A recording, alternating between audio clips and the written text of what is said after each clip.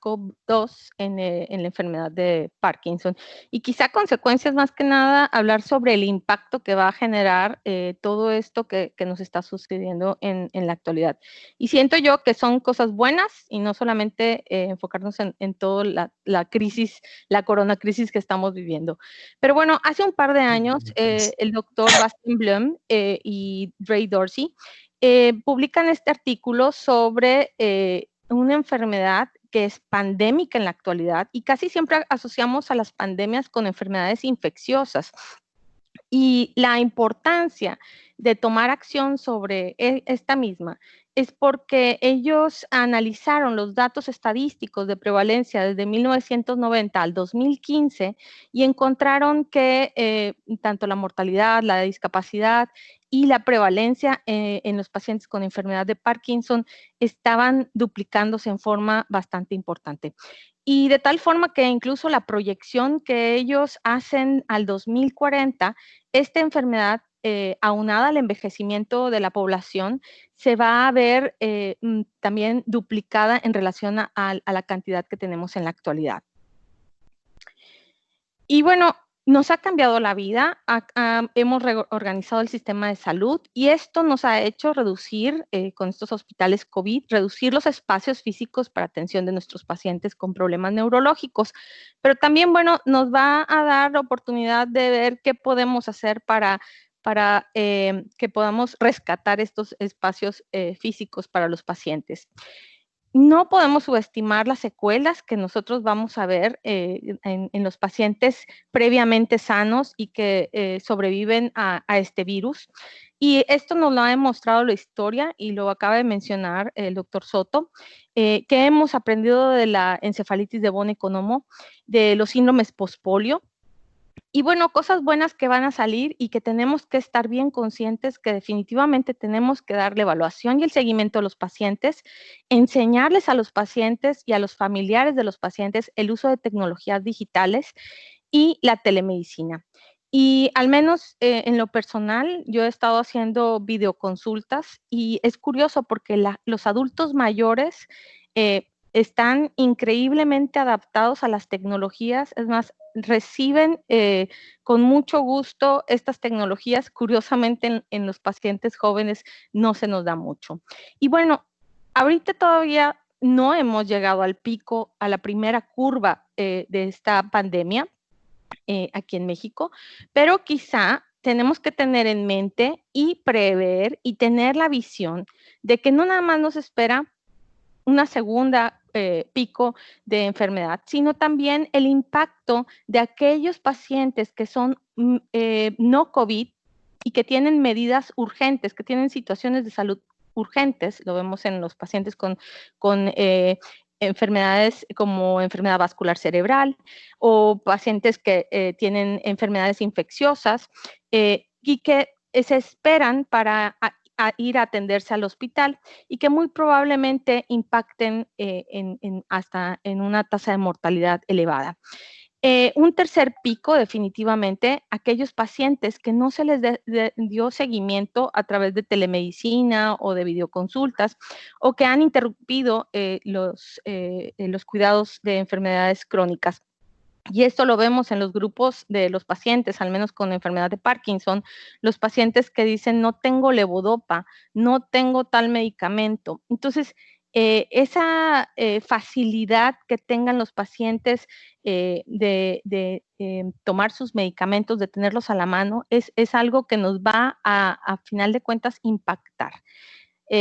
Y por último, una onda, la cuarta onda, que sí es muy importante y preverla, que ya incluso lo estamos empezando a ver, el trauma psicológico que están teniendo, ese golpe de depresión, de ansiedad, de enfermedades mentales, de daño económico, del síndrome de burnout que vamos a empezar a ver. Y entonces, bueno, en el paso del tiempo, no solamente nos vamos a enfocar nada más a lo que vino propiamente el COVID, sino a estas 4 ondas hay que darle seguimiento.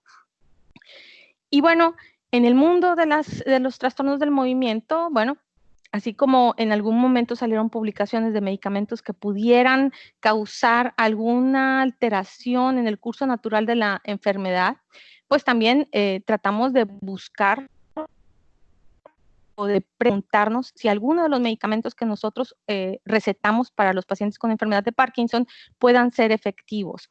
Y bueno, tenemos un medicamento que es un antiviral, que es la amantadina, y que en algún momento ya se ha propuesto si esto pudiera ayudar a cambiar la evolución natural de la enfermedad en un paciente con Parkinson, pues pudiera modular o incluso inhibir la replicación viral a través del bloqueo del canal iónico de la influenza. Pero bueno, tenemos el antecedente que definitivamente tiene una alta resistencia, una alta tasa de resistencia para el tratamiento de la gripa. Y bueno, hasta el momento, bueno, lo ponemos como que desconocemos totalmente en este momento como sus implicaciones terapéuticas de la amantadina, en especial de este virus. Solo son postulaciones. Este artículo, bueno, es interesante porque ahora viene de qué nos espera, quizá, y que así como el síndrome postpolio y el Parkinson postencefalítico que vimos en algún momento con las encefalitis de Boone-Como, aquí, bueno, esa similitud que tiene el coronavirus con el Parkinson. Y una de las similitudes es fisiopatológicamente, el modus operandi del SARS-CoV-2 es muy semejante al propuesto en la fisiopatología de la enfermedad de Parkinson. Si lo dividimos desde la parte lisosomal, la parte mitocondrial, esa disfunción mitocondrial que altera la homeostasis del redox, esa inhibición de la actividad lisosomal, esa agregación de proteínas, y que bueno, esta es una fisiopatología postulada para las enfermedades neurodegenerativas, no solamente de la enfermedad de Parkinson. Y bueno, en pocas palabras, el virus entra a la célula y secuestra la maquinaria celular para seguirse replicando. Entonces, bueno, esperaremos ver cuál es el síndrome post-COVID.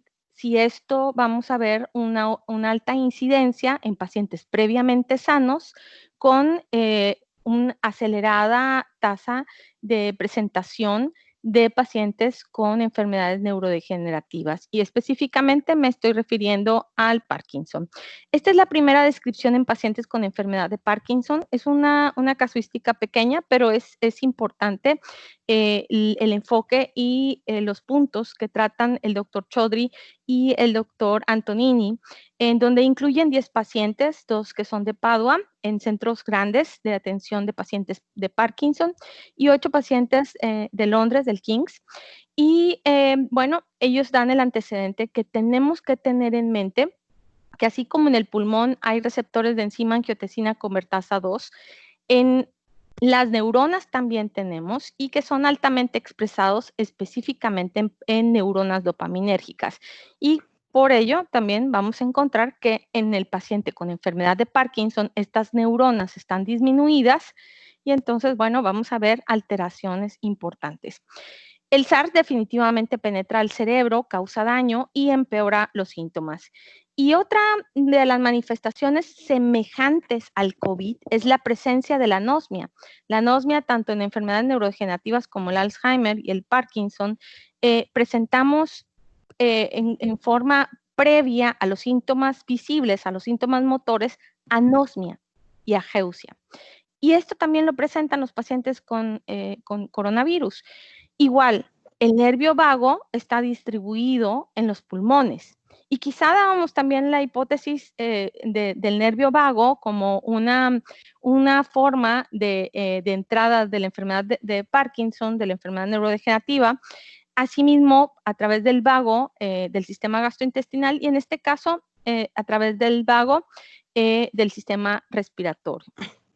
Y bueno, ellos encontraron definitivamente el perfil de la mortalidad más aumentada, eran pacientes de edad entre mayores, adultos mayores, en promedio 78 años, con una evolución larga de su enfermedad. aquellos pacientes que por razones obvias de su larga evolución estaban usando terapias avanzadas, infusión de levodopa, estimulación cerebral profunda, y los síntomas que empeoraban considerablemente los no motores eran ansiedad, fatiga, hipotensión ortostática, deterioro cognitivo y psicosis. Pero bueno, esta diapositiva yo creo que es de las más importantes para entender qué está sucediendo con esta coronacrisis en los pacientes con enfermedad de Parkinson. Estos cambios en las rutinas se han dado en un corto tiempo, es un cambio muy abrupto y cualquiera de nosotros tiene una adaptación flexible a estas nuevas circunstancias. Pero quienes no, entonces va a aumentar el estrés crónico y con ello, entonces va a disminuir los niveles de dopamina, aumentando el temblor, teniendo más alteraciones cognitivas, alteraciones en la marcha y trastornos del movimiento como las discinesias. Y entonces, bueno, tenemos que tener en mente que los pacientes con enfermedad de Parkinson tienen una disminución en la flexibilidad cognitiva. Su flexibilidad cognitiva no va a ser la misma que en los pacientes que no tienen enfermedad de Parkinson. ¿Por qué? Porque esto está determinado por los niveles de dopamina. Y cuando nosotros estamos sometidos a un estrés considerable, los niveles de dopamina disminuyen y entonces también perdemos esa sensación de estar en control. La coronacrisis ha transformado nuestras rutinas y en caso de los pacientes con Parkinson hay un aislamiento social, aumenta el estrés, hay inactividad física y entonces el paciente entra en una espiral en donde pueden empeorar los síntomas de flexibilidad cognitiva. Y aquí un punto que me llamó mucho la atención de un psiquiatra que dice, bueno, estamos en distanciamiento social, pero no estamos en distanciamiento afectivo. Y este es un punto muy interesante que tenemos que tener en mente todos, en general como médicos, como familiares, de que no es un distanciamiento afectivo. Y que, bueno, ¿qué podemos hacer para contrarrestar esta caída en espiral y mejorar esa flexibilidad cognitiva? Definitivamente el entrenamiento en casa, online, hay muchas rutinas que se le pueden decir al paciente que entre a un YouTube o hay páginas para pacientes con Parkinson, el mindfulness, esa espiritualidad incluso dependiendo de cómo la lleve el paciente. Y algo muy importante, el socializar en línea. Es decir, voy a ver a través del internet, de una sesión de Zoom o por WhatsApp, a mis familiares, a mis amigos, o sea, que el paciente haga una vez a la semana mínimo esa socialización en línea.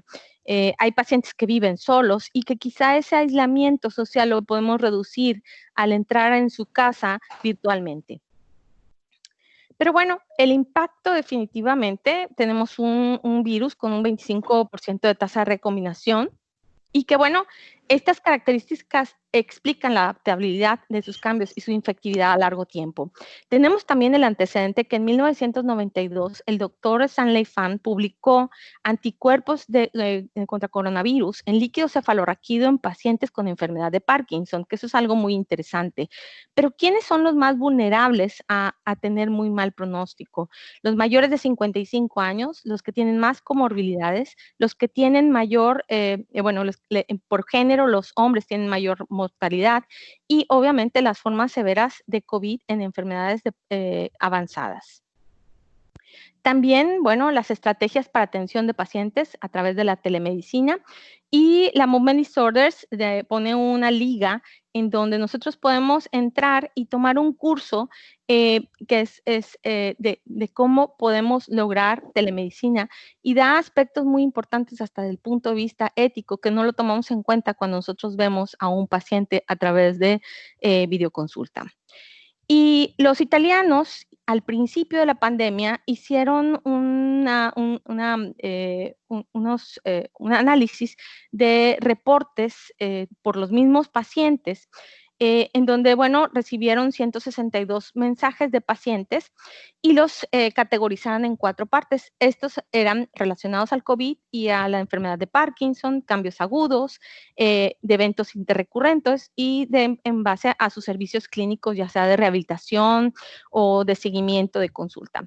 Pero aquí vieron que había un 52% de pacientes que referían un deterioro agudo de su enfermedad y que requirieron entonces valorarlos y llegar a un cambio de tratamiento. ¿A qué me refiero?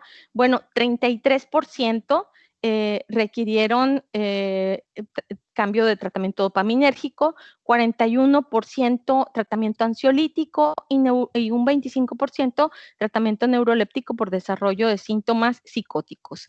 Aquí un punto importante dentro de los servicios clínicos es que se quejaban esto de que las consultas necesitaban más que nada para prescripciones de medicamentos que eran controlados y que ellos no podían accesar fácilmente. Y por otro lado, de los síntomas más frecuentes que tenían en este deterioro agudo, definitivamente el 50% tuvo deterioro en los síntomas motores. Pero fíjense algo muy importante. Ansiedad, depresión, cuadros psicóticos se presentaron también en un 25 y un 18%. Y esto es importante porque muchas veces el paciente mejora con tratamiento ansiolítico y no con tanto cambio dopaminérgico. Y por sentido común, inclusive, yo creo que primero considerar manejo de ansiedad o depresión antes de moverle a los tratamientos dopaminérgicos. En conclusión, ellos encuentran en estos 162 mensajes que los mismos pacientes se quejaban de que necesitaban información completa y apropiada para la enfermedad de Parkinson. Y que, bueno, definitivamente la necesidad de implementar sistemas de telecomunicación y medicina virtual que definitivamente nos acercan más al paciente y que nos ayudan a tomar decisiones.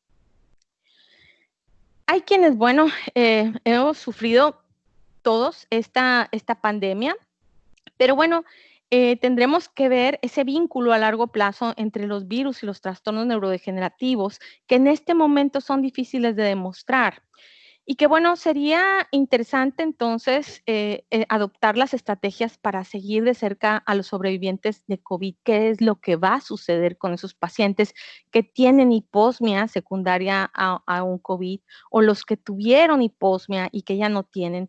Yo creo que eso sí se debe de mantener registros médicos precisos y bueno, esto también nosotros como neurólogos tenemos que dar un seguimiento eficiente.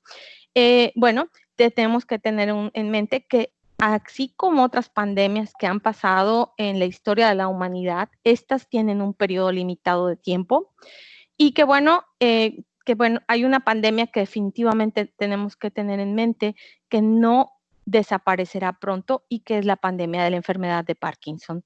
Ya por último, este